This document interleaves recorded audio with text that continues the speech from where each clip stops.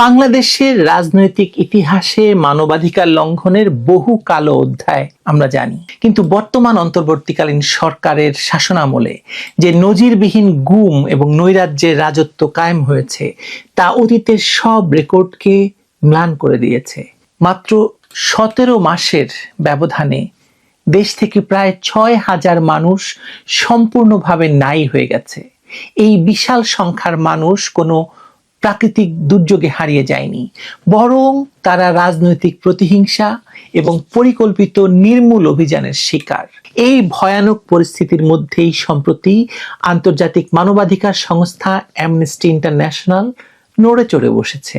তারা অন্তর্বর্তী সরকারের প্রধান ডক্টর মোহাম্মদ ইউনূসকে চিঠি দিয়ে মানবাধিকার সংরক্ষণের আহ্বান জানিয়েছে। কিন্তু প্রশ্ন হলো, যখন দেশের মাটি থেকে হাজার হাজার মানুষ উধাও হয়ে গেল, তখন এই আন্তর্জাতিক মোড়লদের ভূমিকা কি ছিল? 6,000 মানুষের দীর্ঘশ্বাসের পর এখন অ্যামনেস্টির এই চিঠি আদতে কোনো গুরুত্ব বহন করে? ডক্টর ইউনূসের নেতৃত্বাধীন সরকার ক্ষমতায় আসার পর থেকে দেশে যে ভয়ের সংস্কৃতি চালু হয়েছে তা এক কথায় ভয়াবহ। পরিসংখ্যান বলছে এই স্বল্প সময়ে বিরোধী মতের, বিশেষ করে আওয়ামী লীগ এবং এর অঙ্গ সংগঠনগুলোর প্রায় 6,000 নেতাকর্মী এবং সমর্থক নিখোঁজ হয়েছেন। এরা কোনো গোপন সন্ত্রাসী সংগঠনের সদস্য ছিলেন না, এরা ছিলেন সমাজের প্রকাশ্য মানুষ, কারো বাবা, কারো সন্তান, কারো ভাই। এদের মধ্যে রয়েছে ছাত্রলীগ, যুবলীগ, স্বেচ্ছাসেবক লীগ, মহিলা লীগ এবং বঙ্গবন্ধু পরিষদের পরিচিত মুখ। এই মানুষগুলো হঠাৎ করেই নাই হয়ে গেলেন, অথচ রাষ্ট্রের আইন শৃঙ্খলা রক্ষাকারী বাহিনীগুলো নির্লজ্জের মতো বলে যাচ্ছে তারা কিছুই জানে না। একটি স্বাধীন দেশে যখন হাজার হাজার নাগরিক নিখোঁজ হয় এবং রাষ্ট্রযন্ত্র নির্বিকার ভূমিকা পালন করে, তখন বুঝতে বাকি থাকে না যে এটি কোনো বিচ্ছিন্ন ঘটনা নয়, বরং এটি রাষ্ট্রযন্ত্রকে ব্যবহার করে ঘটানো একটি সিস্টেম্যাটিক এনফোর্স ডিসঅ্যাপিয়ারেন্স বা বলপূর্বক গুম, যে শব্দটি নিয়ে এতদিন ধরে ইউনূস ব্যবসা করে গেল। গত 1.5 বছর ধরে গুম কমিটি হলো, গুম কমিটির রিপোর্ট হলো, কত কিছু হলো, কিন্তু তার 1.5 বছরে মানে 17 মাসে এই যে 6,000 মানুষ নিখোঁজ হলো, আরো কত শতজন যে কারাগারে মারা গেল, তা নিয়ে ইউনূসের কোনো কথা নেই। পুলিশ বা সেনাবাহিনী কাউকেই গ্রেপ্তার দেখায়নি, কোনো মামলা হয়নি, আদালতের কোনো নির্দেশনা নেই, অথচ মানুষগুলো নেই। এই নীরবতা প্রমাণ করে যে রাষ্ট্র নিজেই এই গুমের নেপথ্যে কারিগর, অথবা তারা এই অপরাধের দায় মুক্তি দিচ্ছে।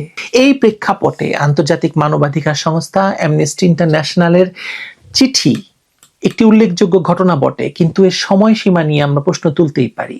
ত্রয়োদশ জাতীয় সংসদ নির্বাচনের আগে, যাকে আমি বলছি গণপরিষদ নির্বাচন, সংসদ নির্বাচন নয়, ডক্টর মোহাম্মদ ইউনূসকে লেখা এই চিঠিতে সংস্থাটি মানবাধিকার এবং আইনের শাসনের প্রতি পূর্ণ শ্রদ্ধা নিশ্চিত করার আহ্বান জানিয়েছে। মহাসচিব অ্যাগনেস ক্যালামার্ডের চিঠিতে বাক স্বাধীনতা, শান্তিপূর্ণ সমাবেশ এবং সংগঠনের অধিকার রক্ষার কথা বলা হয়েছে। সংগঠনের অধিকার আওয়ামী লীগকে নিষিদ্ধ করে রেখেছে দেশের সবচেয়ে বড় রাজনৈতিক দল। উদ্বেগ প্রকাশ করা হয়েছে সাংবাদিক এবং সমালোচকদের বিরুদ্ধে কঠোর নিরাপত্তা আইনের অপব্যবহার নিয়ে। আনিস আলমগীরকে এখন জাস্ট সে শুধু কথা বলতে পারে, কথা বলে বলে এবং এই সরকারের মানে ভুল ত্রুটি ধরিয়ে দিয়েছে বলে তাকে আটক করা হয়েছে এবং তার বিরুদ্ধে এখন দুর্নীতির মামলা দেওয়া হয়েছে। চিঠিতে বলছে এইসব ব্যাপারগুলোই মত প্রকাশকে দমিয়ে রাখছে। চিঠিতে জোর দেওয়া হয়েছে যে অন্তর্বর্তী সরকারের উপর আন্তর্জাতিক আইনের বাধ্যবাধকতা রয়েছে এবং আগামী সপ্তাহগুলো এর পরীক্ষা। হাস্যকর, আগামী সপ্তাহগুলোর পরীক্ষা। কিন্তু প্রশ্ন হলো, এই হুঁশ দেরিতে হয়ে গেছে অনেক। 6,000 নিখোঁজের ঘটনার সঙ্গে আপনি যদি যোগ করেন সাংবাদিকরা যারা বন্দী আছে, তারা মুজাম্মেল বাবু, শ্যামল দত্ত, ফারজানা রূপা, শাকিল আহমেদ সহ আরো আছেন, শাহরিয়ার কবির আছেন, তৌফিক ইলাহি মুক্তিযোদ্ধা আছেন, সাবেক প্রধান বিচারপতি রয়েছেন বন্দী, সবাই অশীতিপর। 17 মাসের শাসন পার হয়ে গেছে, তারপর এখন অ্যামনেস্টির ঘুম ভেঙেছে যে তাদেরকে অন্যায্যভাবে আটক রাখা হয়েছে। অ্যামনেস্টির এই পদক্ষেপকে আমি স্বাগত জানাই বা প্রশংসা করি, কিন্তু নির্বাচনের চাপের ফল হতে পারে এটা, কিন্তু এই চিঠি আরো আগে আসা উচিত ছিল। অ্যামনেস্টির এই চিঠির আগে আরো 6টি আন্তর্জাতিক মানবাধিকার সংস্থা, Human Rights Watch, Committee to Protect Journalist, Civicus, Fortify Rights, Robert F Kennedy Human Rights এবং টেক গ্লোবাল ইনস্টিটিউট ডক্টর ইউনূসকে যৌথ চিঠি দিয়েছিল। সেই চিঠিতে মানবাধিকার লঙ্ঘনের তদন্ত, গুম খুনের বিচার নিশ্চিতকরণ এবং আওয়ামী লীগের উপর থেকে কার্যক্রম নিষেধাজ্ঞা প্রত্যাহারের আহ্বান জানানো হয়েছিল। সংস্থাগুলো উল্লেখ করেছিল যে তথাকথিত জুলাই বিপ্লবের পর সরকার কিছু পদক্ষেপ নিলেও নিরাপত্তা খাত সংস্কারহীন রয়ে গেছে এবং রাজনৈতিক উদ্দেশ্য প্রণোদিত গ্রেপ্তার চলছে। তারা র্যাব বিলুপ্তির কথা বলেছিল, ডিজিএফআই এর ক্ষমতা সীমিতকরণের কথা বলেছিল, গুমকে অপরাধ হিসেবে দণ্ডনীয় করা এবং জাতীয় মানবাধিকার কমিশনের সংস্কারের দাবি তুলেছিল। তারা সাইবার নিরাপত্তা আইনের সংশোধন, সাংবাদিকদের হয়রানি বন্ধ, রোহিঙ্গা শরণার্থীদের জোরপূর্বক প্রত্যাবর্ষণ রোধের কথা বলেছিল। কিন্তু ডক্টর ইউনূস এই চিঠিগুলোর প্রতি কোনো সাড়া দেয়নি, যা তার শাসনের দায়িত্বহীনতাকে আরো প্রকট করেছে। এই নীরবতা শুধু আন্তর্জাতিক চাপকে উপেক্ষা করছে না, বরং দেশের অভ্যন্তরীণ অস্থিরতাকে বাড়িয়ে তুলছে। এই মানবাধিকার সংকট, এখন যে সংকটটা চলছে, তার মূলে রয়েছে সরকারের ইনডেমনিটি অর্ডিন্যান্স, যা জুলাই আগস্টের আওয়ামী বিরোধী কর্মকাণ্ডকে বৈধতা দিয়েছে। এই অধ্যাদেশ অনুসারে হত্যাকাণ্ড ছাড়া অন্যান্য অপরাধ যেমন আগুন দিয়ে দগ্ধ করা, ধর্ষণ, লুটপাট কোনো বিচারের আওতায় আসবে না এসব, যদি তাতে মৃত্যু না ঘটে। এমনকি প্রাণহানির ক্ষেত্রেও থানা বা আদালতে সরাসরি মামলা করা যাবে না, শুধু জাতীয় মানবাধিকার কমিশনে অভিযোগ দিতে হবে। কমিশন যদি বলে ঘটনাকে রাজনৈতিক প্রতিরোধের অংশ এই বলে সার্টিফাই করে, তাহলে কোনো বিচার হবে না। কিন্তু ক্ষতিগ্রস্ত পরিবারকে রাষ্ট্রীয় ক্ষতিপূরণ দেওয়া যাবে বলছে তারা। হাস্যকর। একদিকে অপরাধকে বৈধ বলে মেনে নিচ্ছে, অন্যদিকে ক্ষতিপূরণের ব্যবস্থার কথা বলা হচ্ছে, যা ট্যাক্স প্রদানকারী নাগরিকের টাকায় চলবে। এটি মানবাধিকার কমিশনকে সুপ্রিম অথরিটিতে পরিণত করেছে, যা ভবিষ্যতে বিতর্কের জন্ম দেবে। অবশ্যই এই অধ্যাদেশ শুধু অতীতের অপরাধকে ঢেকে দিচ্ছে না, বরং ভবিষ্যতের লঙ্ঘনকে উৎসাহিত করছে। কারণ বেশিরভাগ হত্যাকাণ্ড ঘটেছে 5 আগস্টের পরে। এই 5 আগস্টের পরের সকল হত্যাকাণ্ডকে তারা বৈধতা দিয়ে দিচ্ছে। ইউনূস সরকার আন্তর্জাতিক পরিমণ্ডলে নিজেদের গ্রহণযোগ্যতা প্রমাণের চেষ্টা করলেও দেশের অভ্যন্তরে তারা একটি পুলিশি এবং প্রতিহিংসা পরায়ণ রাষ্ট্র কায়েম করছে। 6টি মানবাধিকার সংস্থা তাদের চিঠিতে স্পষ্ট যা উল্লেখ করেছিল তার কিছুই মানেনি, বরং পরামর্শগুলোকে বৃদ্ধাঙ্গুলি দেখিয়েছে। এই রাজনৈতিক শূন্যতার সুযোগে দেশে উগ্রবাদী গোষ্ঠী এবং সাম্প্রদায়িক শক্তির উত্থান ঘটেছে। জামায়াত বিএনপি ক্ষমতা ভাগাভাগি করে নিয়েছে এবং জামায়াত এখন সবচেয়ে শক্তিশালী রাজনৈতিক দল, তারা যে কোনো সময় ক্ষমতায় আসবে। শুধু তাই নয়, হিজবুত তাহরির, আল কায়েদার মতো সংস্থাগুলো বাংলাদেশে এখন কাজ করছে, আর তার মধ্যে 6,000 মানুষ নাই হয়ে গেছে। নিখোঁজদের পরিবার থানা, আদালত আর মানবাধিকার কমিশনের দ্বারে দ্বারে ঘুরছে, তখন রাষ্ট্র তাদের মুখের উপর দরজা বন্ধ করে দিচ্ছে। এই যে বিচারহীনতার সংস্কৃতি, তা কেবল আওয়ামী লীগের জন্য বিপদ বলে মনে করছেন? পুরো রাষ্ট্রের জন্য একটা দীর্ঘস্থায়ী ক্ষত। এই সব কিছুর মধ্যে সেনাবাহিনী এবং পুলিশ বলছে তারা কিছু জানে না। এই শূন্যতার সুযোগে ইসলামী জঙ্গি গোষ্ঠীগুলো জামায়াত বিএনপির ভেতরে তারা বিরাট আশ্রয় নিয়ে একদম রাষ্ট্রকে তো দুর্বল করছে, রাজনীতিকেও দুর্বল করে দিচ্ছে। এই নীরবতা দায় এড়ানোর মতো। উন্নয়ন এবং স্থিতিশীলতার কথা বলা হচ্ছে ঠিকই, কিন্তু যে শাসনে স্বাধীনতার পর সবচেয়ে বড় গুমের অভিযোগ উঠেছে, সেটা কি অস্বীকার করতে পারবে? অ্যামনেস্টি এবং অন্যান্য সংস্থার চিঠি এখন তাদের হয়তো হুঁশ ফিরছে, কিন্তু দেরি হয়ে গেছে। এই 6,000 নাই হয়ে যাওয়া মানুষ রাষ্ট্রের বিরুদ্ধে জমে থাকা প্রশ্নের প্রতীক। অ্যামনেস্টি ইন্টারন্যাশনাল বা অন্য সংস্থার চিঠিতে এই সরকারের টনক নড়বে বলে মনে হয় না, কারণ এই সরকার ক্ষমতায় টিকে আছে এই ভয়ের রাজত্ব কায়েম করে।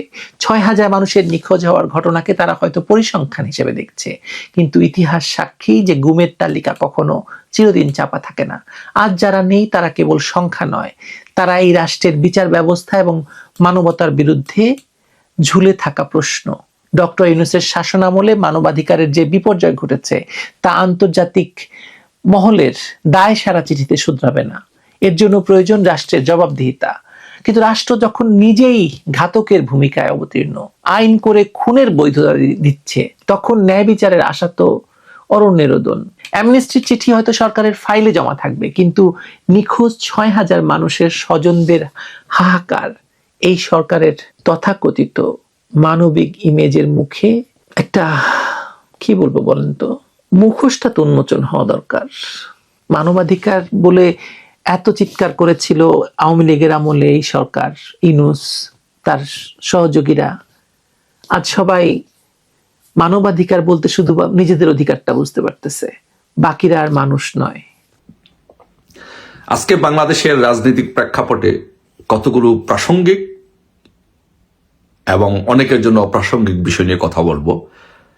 বাংলাদেশের রাজনীতিতে এখন বিশেষ করে মৌলবাদীদের যেই উত্থান হচ্ছে, যে আস্ফালন দেখতে পাচ্ছি, সেটি দেখে একরকম দুঃখ করা ছাড়া, হাহাকার করা ছাড়া আর কোনো উপায় নেই এট দ্য মোমেন্ট। কারণ বাংলাদেশের রাজনীতিতে যে যখনই এসেছে, সেটা তারেক রহমান বলেন, জিয়া রহমান বলেন, খালেদা জিয়া বলেন আর ইউনূসই বলেন, তারা ক্ষমতাকে কুক্ষিগত করে রাখার জন্য, তারা নিজেদের স্বার্থ চরিতার্থ করার জন্য, তারা তাদের আদর্শের, মতের বা ইচ্ছার বাহিরে গিয়ে অনেক সময় জাস্ট ক্ষমতাটাকে ভোগ করার জন্য, এনজয় করার জন্য এবং নিজে ক্ষমতায় থাকার জন্য, নিজের স্বার্থ চরিতার্থ করার জন্য বিভিন্ন সময় বিভিন্ন ইনস্ট্রুমেন্ট বাংলাদেশে ইউজ করেছে।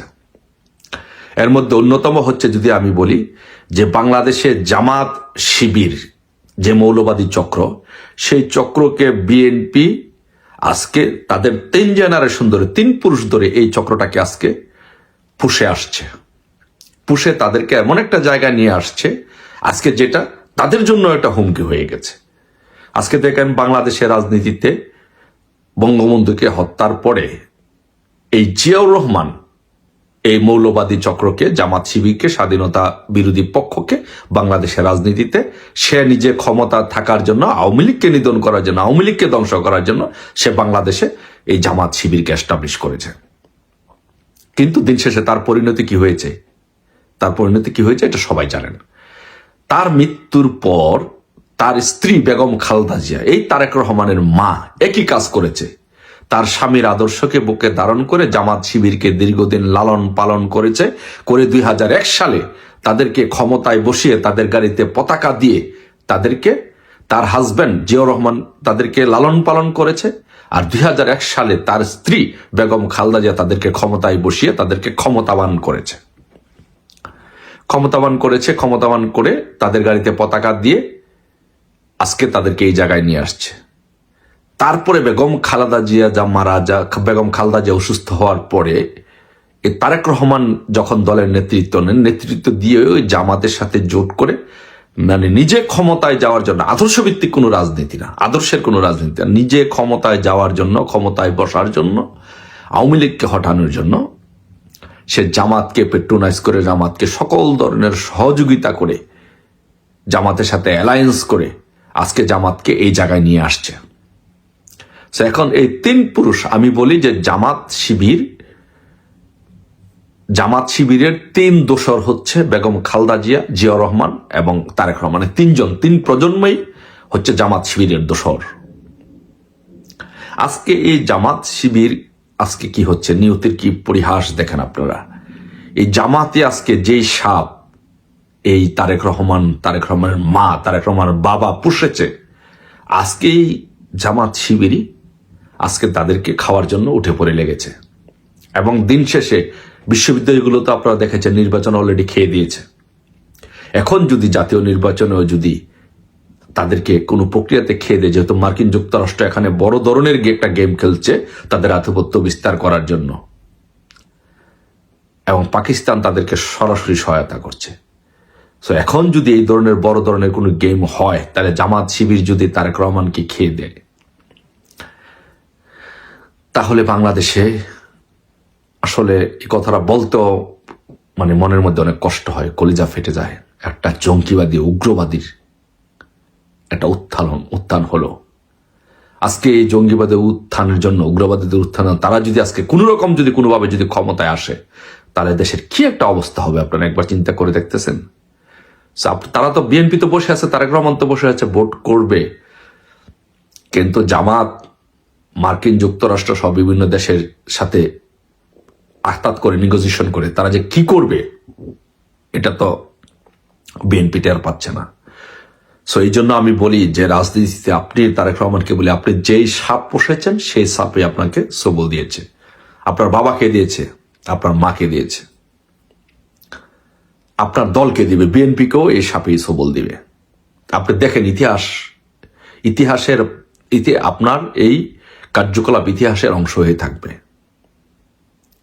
আপনি আপনার দলকে বিলীন করে দিয়েছেন, ইসলামিক উগ্রবাদী মৌলবাদী শক্তিদের হাতে তুলে দিয়েছেন। অপরদিকে ইউনূসের চরিত্র দেখেন, ইউনূস দীর্ঘদিন যাবৎ বিদেশে থেকেছে, আমেরিকাতে থেকেছে, বিদেশে পড়াশোনা করেছে, বিদেশে ব্যবসা বাণিজ্য করেছে, নোবেল পুরস্কার পেয়েছে। বিদেশের সাথে, পশ্চিমাদের সাথে তার ভেরি হট কানেকশন।